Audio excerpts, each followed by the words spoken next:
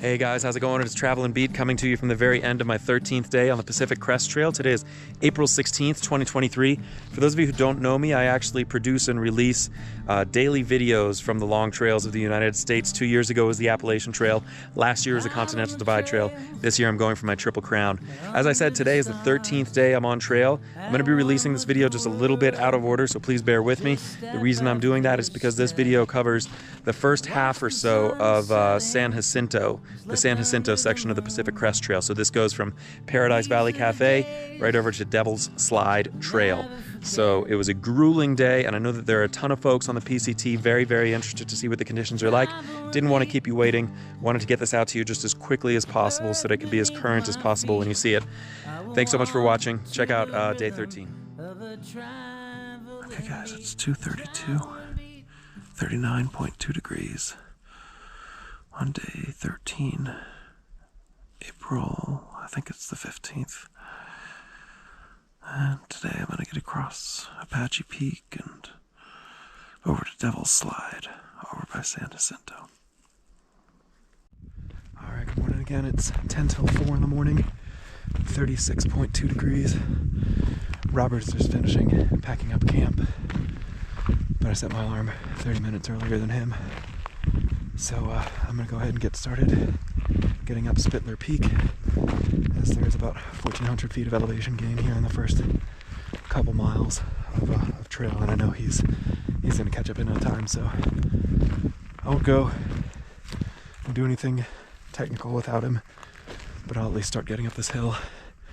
Alright, I'll talk to you later. Alright guys, quick update. It is 5:05 in the morning and 42.2 degrees. I am at mile 168.3, so about 0.2 miles away from the Spittler Peak Trail, Spittler Peak Junction. I just put on my crampons and took out my ice axe, put away my left trekking pole, and have my ice axe out now. I am on about 7,100 feet of elevation, and it's not gotten super hairy, but it's gotten just kind of wonky enough where I want to get out some traction and stuff. Now I found kind of a safe spot to post up, because since it is getting just a little trickier, not crazy yet, but just a little trickier, I'm just going to post up here and wait for Robert, who should be shortly behind me. I think I saw his headlamp like a quarter mile back or so a little while ago, so should be coming along. Just an update. I'll talk to you later.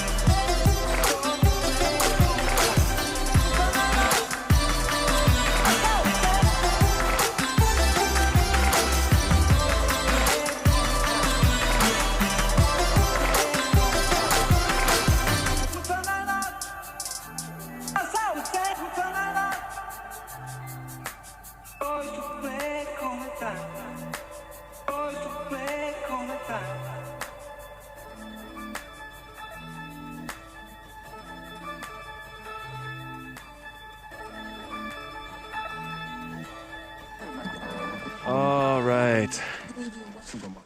4:01 p.m., 54.4 degrees, and we've made it. We're alive. We're alive. That's about it. We're alive. We're officially dead tired, but we're alive. So Yeah. I think the plan is Mr. Robert's gonna go down and enjoy a jacuzzi, some nice food, and a shower, and maybe a cute hiker. Who knows? Who knows? I'm gonna find a good place to pitch camp and wait for Jackpot tomorrow morning. He texted earlier, maybe we'll get started at 4 again. That would be so delightful. So delightful. Thanks, Robert. Well, enjoy another 12 hours of hiking tomorrow. It's gonna be great. You're coming back up to finish, you said, right? I don't think so. Not anymore. No. I'm wrecked. All right, guys, I'll check in at camp.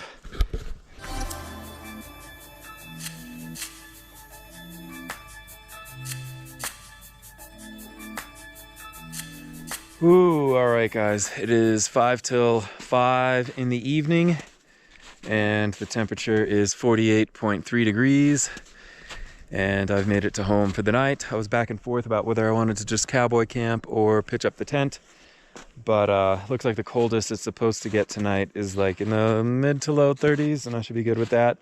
Wind is not supposed to happen very much tonight, but you never really can be too sure when you're up on top of a mountain. So since my poncho is in use down below sort of my my bunk, I don't know, my bed, I'm going to leave my tent accessible in case the wind picks up. I can kind of unfurl my tent and kind of wrap that or lay that over myself for a bit of wind protection. I think that'll be just fine.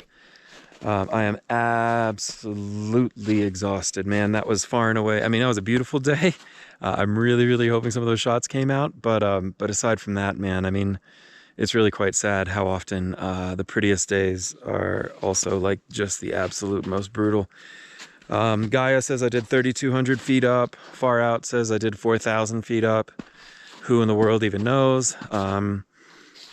Gaia says I did like 11.9 miles. I don't even know what Far Out says I did. Yeah, it was super, super awesome hiking with Robert. He's a super cool dude. Definitely like exactly the sort of dude I was looking for to come through this first half of this section. I have a good feeling about Jackpot as well, and I have been in communication with him. He is going to commence on the Devil's Slide Trail from Idyllwild at 4 in the morning tomorrow. And he's expecting to be up here to where I am somewhere around 5. So what do you know? I get to sleep in a little bit tomorrow. Oh my God. But I mean, to anyone doubting whether it is 1,000% worth it to just wake up early when you're in sort of like an alpine environment, I can most assuredly assure you that it certainly is. Snow is still firm. We were just moving real good. Even though we were hiking with a headlamp for a little bit, it was definitely 100% worth it. 100% worth it. Yeah, and I'm just completely wiped. So yet again, I'm not going to process any videos. I'm just gonna, I got so many chores still because there's no water here. There's all just the snow. So I'm gonna melt up as much snow as I can to have water for tonight. I got to cook dinner. I got to clean dinner, and I got to melt up more snow to have water for the morning because it's just 100% something I don't want to do. So I'll just do it now. That's kind of how that works for me. So, closing thoughts. I think it was a very challenging day, but luckily the weather was perfect, and that was really, really, really our kind of saving grace. There was no wind, there was no precipitation. It was really, really nice. I know I've had harder days, but today felt very hard because I'm really not in shape. I've done less than 200 miles so far on this trail, so I don't really have legs or wind or anything, but Robert was super, super, super patient with me, and what a gent. I am thinking that it's probably a good idea for people who have no snow or mountaineering experience whatsoever to avoid this section. At this point, it is just, you don't want to see this stuff for the first time out here. If you don't know how to use an ice axe, if you've never worn traction or crampons, there's a lot of wonky little like snow washes and stuff, and I really don't think it would be a good idea to come out without experience, and I really don't think it would be a good idea even with experience to come out without a buddy. It's it's just a little wonky. We never felt totally screwed on anything, but it was just definitely a little wonky. So yeah, I'm just rambling, guys. I'm gonna go. I'll talk to you guys tomorrow. Have a great day.